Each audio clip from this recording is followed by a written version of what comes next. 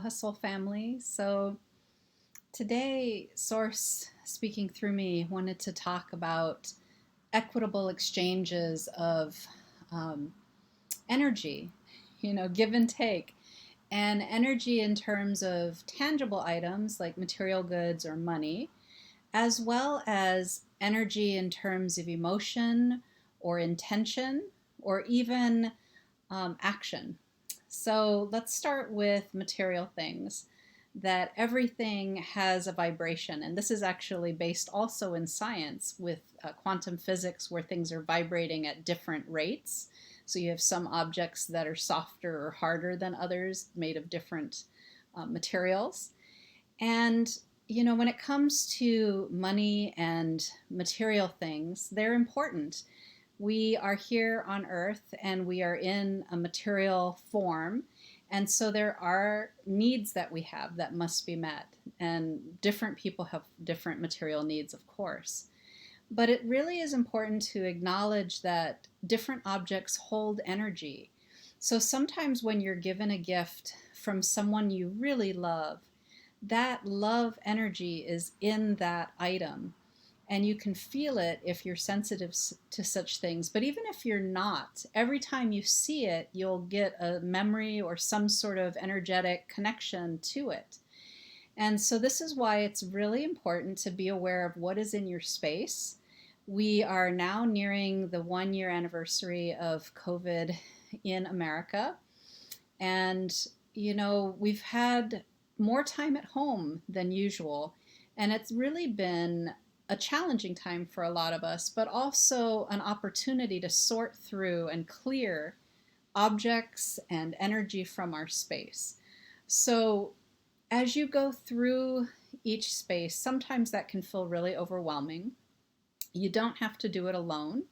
It is possible to hire an online consultant. I don't do that particular work, but I do know of organizing coaches and other types of organizers, or even just watching shows that do that.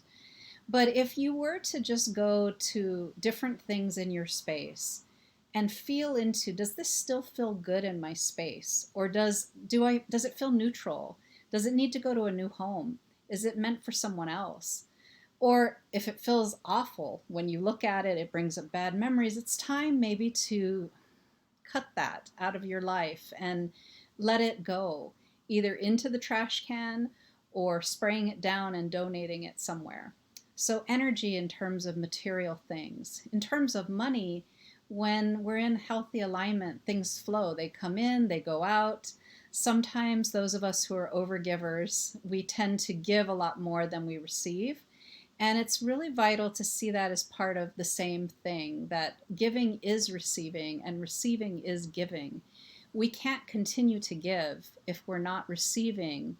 And it's not always tit for tat or equal in terms of the exact amount, but it's definitely about embracing money and material things as energy, especially if you're spiritually inclined and tend not to view material things as important, or even view them as, um, I don't know, something that's heavy in your experience in life.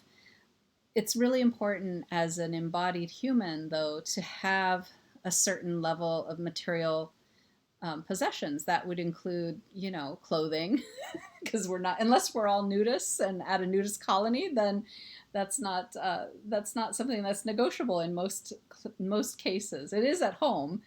Um, so you get the idea. What I'm saying is that everything has an energy, and it's up to us when we're ready to fill into what is a good and right and healthy exchange of give and take. The same goes in terms of relationships. If you find that you're tending to give more and you're feeling drained, it may be time to examine those relationships and how you're interacting, and whether it's a habit to just automatically, or maybe it's a long-term relationship where one person is the giver, one person is the taker or receiver. And eventually, though, there has to be some sort of equilibrium. It can't always be that the giver is giving. It can't always be that the taker is taking. Otherwise, the resources of that relationship dry up. It's so important that there's a flow, almost like an infinity, going back and forth between the giver and the taker, and in a healthy relationship. And of course, all of us are here to learn. Some of us are here to struggle, but most of us are here to learn about what is healthy for us and what is toxic for us, or what is not healthy, and how to honor our energy reserves, how to really be clear about what's good giving and good taking. And if you find that you're more comfortable with taking, try giving a little more. And if you find that you're more comfortable with giving, then try taking a little more, and you'll come into the right balance.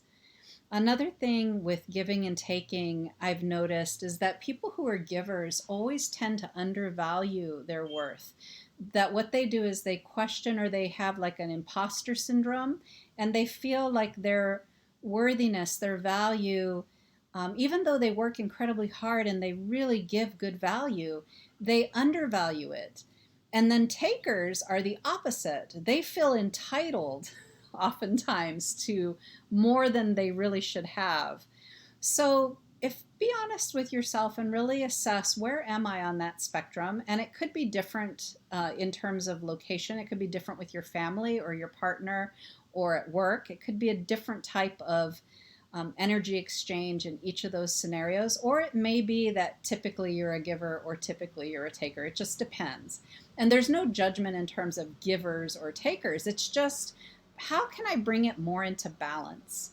If I'm always giving, then I'm not going to have anything to give. If I'm always taking, then nobody's going to want to give to me anymore. It's just a toxic thing either way. The pond in which that energy flow goes becomes stagnant. And so, in order to stay vibrant and healthy and have positive give and take relationships at work, with family, and with our partners, it really is important. Now, if you're with a child, it's a different type of give and take. Of course, children require more energy and should be nurtured. That's their role as child. Of course, that doesn't always happen. Sometimes it's the parent that is like a child and the child is the parent. But I just want to bring up all of these examples and help you to sort of figure out, where am I on the spectrum and what do I need to do to become more balanced in my relationships, in my work, in my material possessions. And you can even write those questions out. And at the bottom of this video, I have several questions related to that that will help you think those things through. All right, so wonderful to talk with you, and we'll check in again in a week or so whenever Source tells me to check in. I offer these particular insights complimentary, and I also offer online courses that are starting up this summer. So very excited to be here, and wish you all much aloha.